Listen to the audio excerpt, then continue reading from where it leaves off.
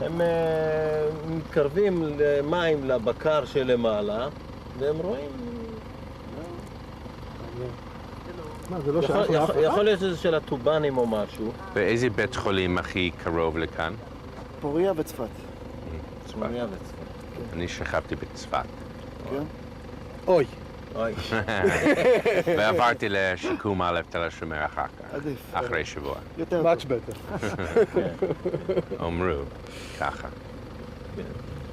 In fact, in the hospital that you are going later, What's the, here's a political question, so it might be irritating. What, the conversation over the Golan with Syria and Israel, does that influence anyone on day-to-day life? No, or no. I don't think it's connected to something. And what's the biggest development project in the Golan? Now, Yeah, I think it is. this? Big one. And so you'd like to expand behind you, and then how far? Is there a rule about sort of how far you can build or how big the village can get? Well, yes, we can now without problem can make another 150 properties without any problem. It's property. Yeah, or a home, building a home. How much, if you're selling one of these homes, how much would it go for? Well, it's a good price here because it's a very count village. People like the place. It depends. You can start from till 2 million shekels, maybe more. And over there, on the hill, more? So, Do you play basketball against that village? no, No? no. We threw rocks. Which one is this? Is Kharkov. Oh, it's a nice village. Nice people also. They don't know to play basketball. סוריה? סליחה? איפה סוריה? סוריה זה ה... כמה היא רחוקה? פה 70 קילומטר בערך. רחוק מאוד. לא 70, מה קרה לך? לא, נכנס ל... לאן? אנחנו נמצאים בחלק יותר לדמשקס. רחב, לא? לגבול? לדמשק זה אולי 70 קילומטר. מה 70? למה? מהגבול לדמשק זה 50? לא, דמשק הרבה יותר רחוקה, אבל הגבול מפה בקו אוויר, the border with Syria from here, it's about less than 30 kilometers. כמה? 30. סליחה, 30. דיברתי על האש. Less than 30, and this is the widest place of the Golan. You will see it. We are going now to up to the Golan in the road that it's in the widest area. Uh-huh. Yalla, let's go. יאללה.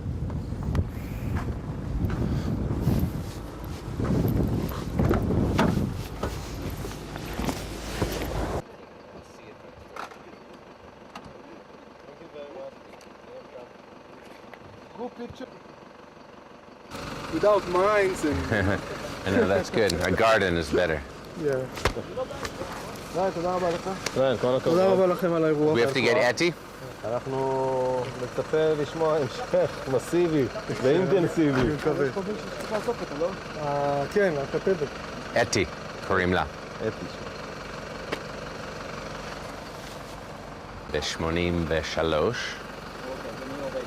אז היה משהו אינטנסיבי, אבל באמת אני רק מגמגם בעברית, אני לא... לא, אנחנו יכולים לדבר עברית, אין בעיה. האנגלית שלכם יותר טוב מהעברית שלי. הבנה אולי.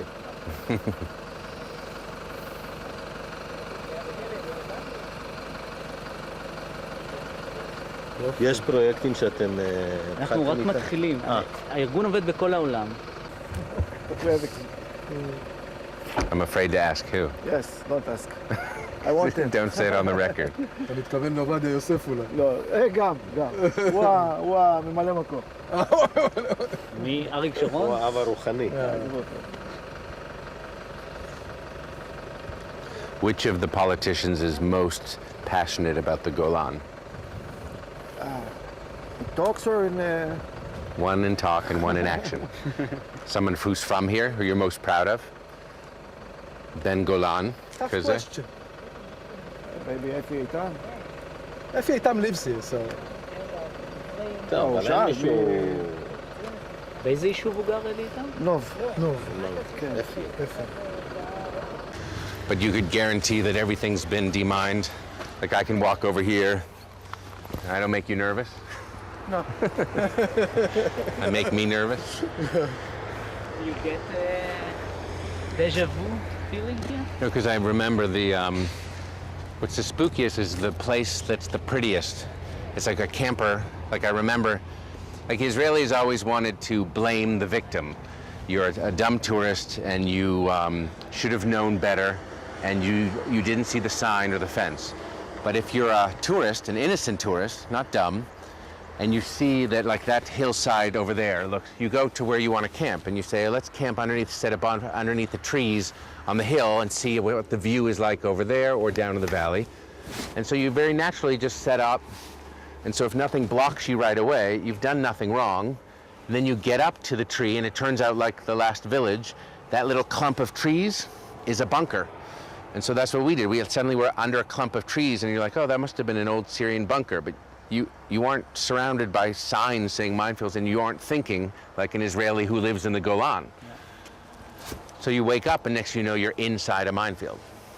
So I was telling Tirza along the way that as it's not a coincidence that it's an Arab, it's a Thai worker that blows up because we as Israelis were trained to see these yellow things and we don't even read the Hebrew. We already know that this is a wall, maybe it could be a border with Jordan, with Syria. It could, like we already know that's unless you want adventure, and that's like some Israelis they like to go into Ein Mokesh, for example, in the Golan to swim. So, but then you know you're getting also the adrenaline of the danger.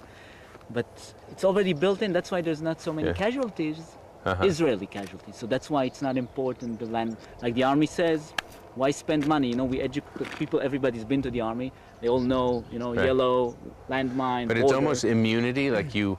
So, for example, if I came here with my young 4 children and we're having a tour of the Golan and we're hearing a history lesson about military battles, my wife or I wouldn't listen to a word of what he was saying because you'd know minefields over there. You wouldn't for a second trust that anything here was. So, in fact, we aren't immune. So we go into personal security and you'd say, children, stay here, stay close. And you wouldn't listen to a word that was being told to you. If you're all just like, oh, those are just we just live to them. They're like little gardens next to you. Dead minefields from leftover wars that are part of your battle history. Sometimes you're even proud of them. And they just are. And aren't we a little bit tough? Because, you know, minefields are dumb tourists or Arabs or Thai workers or Americans. But we grow up, this is life in Israel.